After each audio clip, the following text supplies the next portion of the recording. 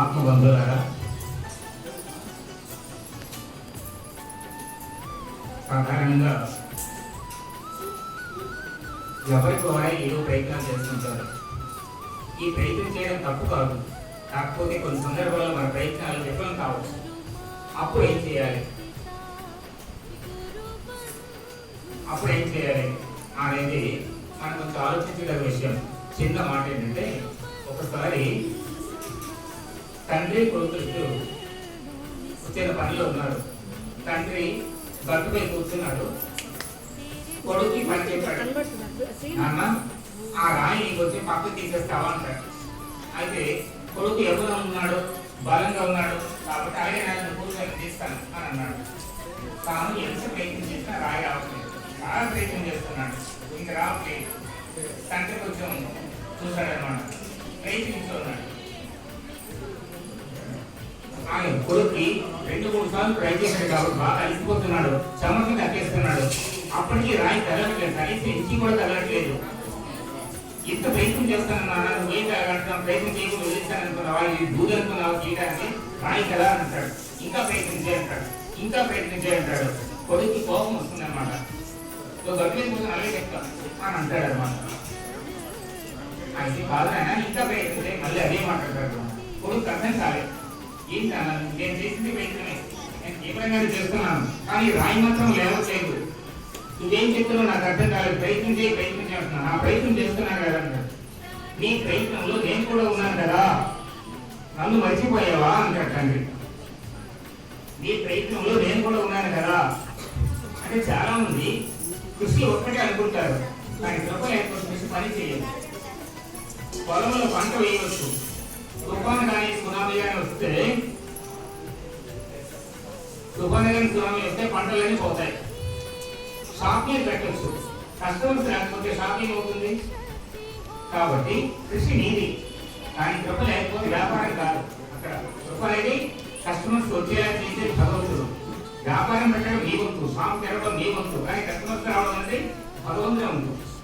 అలాగే ప్రయత్నం చేయి అంటే నీ ప్రయత్నం అనుకున్నావేమో, నేను కూడా ఉన్నాను అని అంటాడు.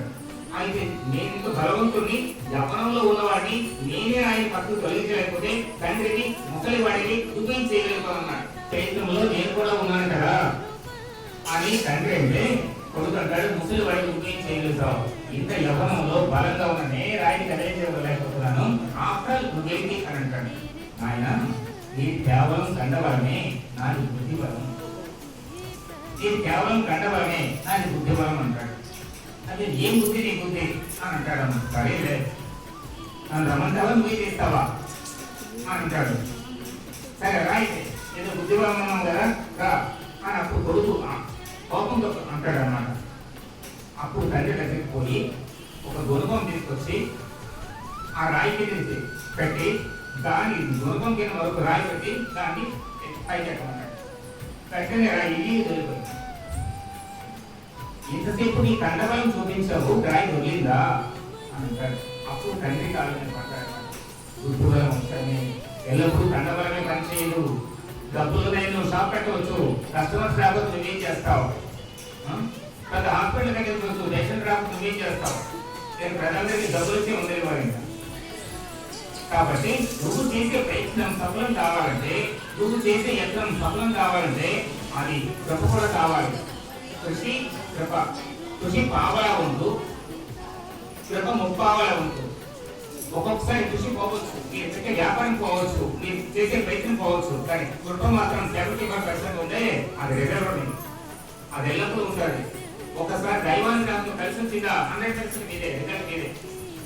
ఎవరు కానీ ఏ రంగంలో ఉన్నవాళ్ళు కానీ, విద్య, ఉద్యోగం, వ్యవసాయం, ఏ రంగంలో ఉన్నవాళ్ళైనా సరే కృషి కృప ఇది కావాలి.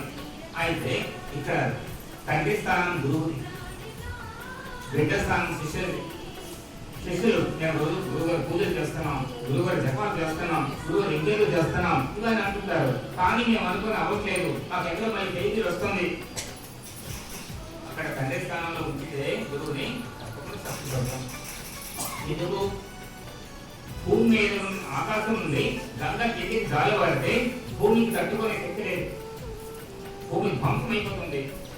కాబట్టి గంగ వచ్చేటప్పుడు చెప్తుంది, నేనైతే భూలోకానికి రావడానికి సిద్ధమే, కన్యాకుమారి తపస్సుకు మెచ్చి వస్తాను, కానీ నన్ను తట్టుకునే వాళ్ళు ఎవరు?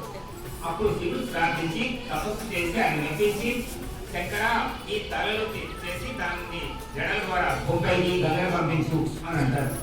అలా కాస్మిక్ ఎనర్జీ ఏదైతే ఉందో భగవంతుని యొక్క శక్తి చాలా మంది అంటారు అనమాట. దేవత టెంపుల్కి వెళ్తారు, చాలా మంది టెంపుల్కి వెళ్ళి దేవుడికి ఎర్రగొని నమస్కారం చేస్తారు. ఎర్రగొని నమస్కారం చేస్తే ఆ శక్తి తట్టుకోలేరు. అందుకే మీరు ఏ దేవాలయం చూడండి, శివాలయంలో ఈ నంది ఉంటుంది, రామాలయంలో విష్ణువాలయంలో గరుత్మంతుడు కానీ ఆంజనేయ కానీ ఉంటారు ఎర్రగా. ఎందుకంటే ముఖాముఖి దృష్టి మీరు తట్టుకోలేరు. ప్రతిష్ఠ టైంలో కూడాను అర్థం పెడతారు. స్వామివారి కళ్ళు విప్పేటప్పుడు విగ్రహం చేసినప్పుడు ముందుగా అర్థం పెడతారు, స్వామిని చూడాలి, ఇంకెవరు తట్టుకోలేరు. అక్కడ నది కూడా పని కాదు, ఎర్రగా అర్థం కూడా పెడతారు.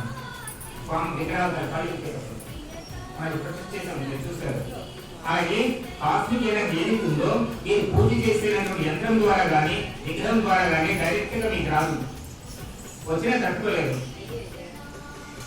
ఇంకా మీకు మరొక వ్యక్తం లేదంటే, మీ దగ్గర సెల్ ఉంది, మీ ఇంటి పైన మీ ఆయన ఉన్నారు, మీ వాళ్ళు ఎవరు ఉన్నారు, పక్కనే పక్క ఇంటి వాళ్ళకి ఫోన్ చేస్తున్నారు, పక్కనే కదా అని చెప్పి టవర్ లేకుండా వితౌట్ టవర్ నేను చేసిన కాలు టవర్కి వెళ్ళి టవర్ నుండి మీ పక్క ఇంటికో లేదు మేడ మీద ఉన్న వాళ్ళకు ఫోన్ వెళ్తుంది. అలాగే టవర్ లాంటి వాడు గురువు లేకుండా దైవాన్ని డైరెక్ట్ గా అయిపోతుంటే ఎక్కడ సంభవం కాదు. అది గురువు అయిపోయింది. మధ్యవర్తిగా మూడో వ్యక్తిగా రాని నీవు బ్రహ్మము లేటే ఉండాలి.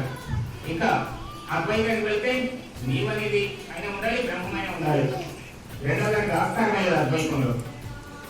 కాబట్టి ఇక్కడ బ్రహ్మమే ఉంటుంది, ఆ బ్రహ్మంలో నీవై ఉంటావు, నీవే బ్రహ్మం, ఇది అద్వైతం. కాబట్టి ఇలా మనం ఆధ్యాత్మికంగా పరమాత్మ అనుగ్రహాన్ని పొందడానికి గాను ఆత్మసిద్ధి కలగడానికి గాను ఏదైనా ప్రయత్నం మనం చేస్తూ ఉన్నా మన ప్రయత్నంలో సగ భాగం కంటే ఎక్కువ గురువు శక్తి ఉంటుంది. కాబట్టి గురువు శక్తిని నింపుకుని గురువును ముందుకుని సాధన చేస్తే మన సాధనలో సిద్ధి. అర్జునుడు అదే చేశాడు, మనం చెయ్యలేదు. కృష్ణుని ముందెడుకొని ఆయన యుద్ధం చేశాడు, విజయం సాధించాడు, విజయుడు అయ్యాడు. మనం గురువును వెనక్కి పెట్టేసి సాధన చేస్తున్నాం, ఏమవుతుందో మనకి తెలుసు, మన ప్రయత్నం ఏమవుతుందో మనకి తెలుసు. కాబట్టి ఈ గురు పౌర్ణమి సందర్భంగా గురువుని, మన గురువులో వ్యాస భగవానుని, మన గురువులు దత్తాత్రేయుని, మన గురువులో రాఘవేంద్ర స్వామిని, ఇలా మన ఇష్ట దేవతల్ని, అలాగే జగద్గురువులందరినీ మనం మన ఇష్ట గురువులోనే దర్శించి ఆరాధించుకునే పుణ్య ఘడియ ఈ గురు పౌర్ణమి. ఈ సందర్భంగా మనం గురువుని స్తుతించుకున్నాం. శ్రీమాత్రే నమః.